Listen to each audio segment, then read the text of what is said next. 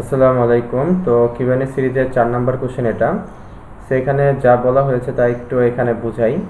যে ধরে নিলাম এখানে একটা সিম্পল পেন্ডুলাম আছে। এই দড়িটার ভর 0.3 মিটার, অ্যাকচুয়ালি এটা হচ্ছে ইফেক্টিভ লেন্থ বা কার্যকরী দৈর্ঘ্য 0.3 মিটার। আর বস্তুর ভর ধরে নিলাম বা দেওয়া আছে 0.01 কেজি। আচ্ছা, সো এখান থেকে যদি আমি ছেড়ে দেই তাহলে এই বস্তুটা প্রথমে সর্বনিম্ন পয়েন্টে আসবে। এই জায়গায় তার বেগ হবে হচ্ছে সর্বোচ্চ ভি। তারপর আবার বেগ কমতে কমতে কমতে কমতে সর্বোচ্চ পয়েন্টে যাবে, এখানে বেগ হয়ে যাবে 0।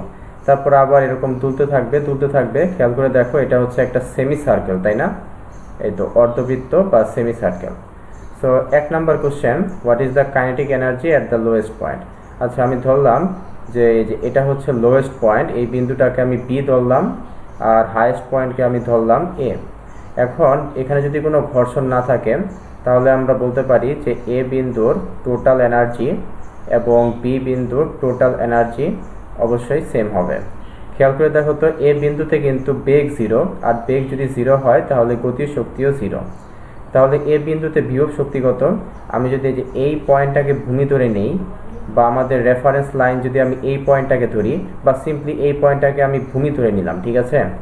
তাহলে এইটুকু উচ্চতা হচ্ছে এইচ, তাহলে বিভব শক্তি হবে বা পটেনশিয়াল এনার্জি হবে mgh। তারপর বি বিন্দুতে গতিশক্তি 12mv² এবং বিভব শক্তি ভূমিতে 0। আচ্ছা, তো আমাদের এম এর মান কত? এম এর মান 0.01, জি এর মান তো 9.8। অ্যান্ড খেয়াল করে দেখি এইচ কত। বস্তুটা যখন এই জায়গায় থাকবে তখন এইটুকু দৈর্ঘ্য হচ্ছে 0.3 মিটার, তাই না? একটা সার্কেল বা সেমি সার্কেলের তো ব্যাসার্ধ সব জায়গায় সেম, সেটা সেমি সার্কেলের ব্যাসার্ধ 0.3 মিটার। সো এইচ এর মান 0.3।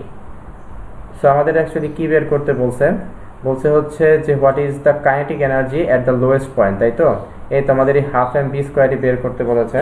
সো আমি যদি এখন ক্যালকুলেট করি, আনসার আসে হচ্ছে 0.0294 জুল। সো এই তো বি নাম্বারটা। আচ্ছা, এখন চলো আমরা 20 নাম্বার কোশ্চেনটা একটু দেখি। If the string ব্রেকস at the lowest point. আচ্ছা, সেখানে কি বললো, যদি এমন হয় যে বস্তুটাকে তো আমরা এখান থেকে ছেড়ে দিয়েছি, সো বস্তুটা পড়তে যখন লোয়েস্ট পয়েন্টে আসবে তখন ধরো এই দড়িটা ছিঁড়ে গেল, অর্থাৎ তাহলে আর বস্তুটা উপরের দিকে উঠবে না। দড়িটা যদি ছিঁড়ে যায় তাহলে বস্তুটা এখান থেকেই ডান দিকে পড়ে যাবে, এই পথে ডান দিকে পড়ে যাবে, তাই তো? সো আমাদেরকে এই লাইনটার ইকুয়েশনটা বের করতে বলেছেন। এখন এই লাইনটার ইকুয়েশন কি হবে? দেখেই বোঝা যাচ্ছে যে এই লাইনটা হচ্ছে একটা পরাবৃত্ত, বা এই লাইনটা হচ্ছে একটা প্যারাবোলা।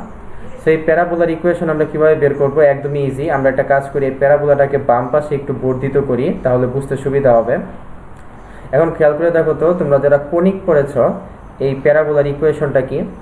এই প্যারাবোলার ইকুয়েশন হচ্ছে x² সমান -4ay, তার সাথে মিলে যাচ্ছে না?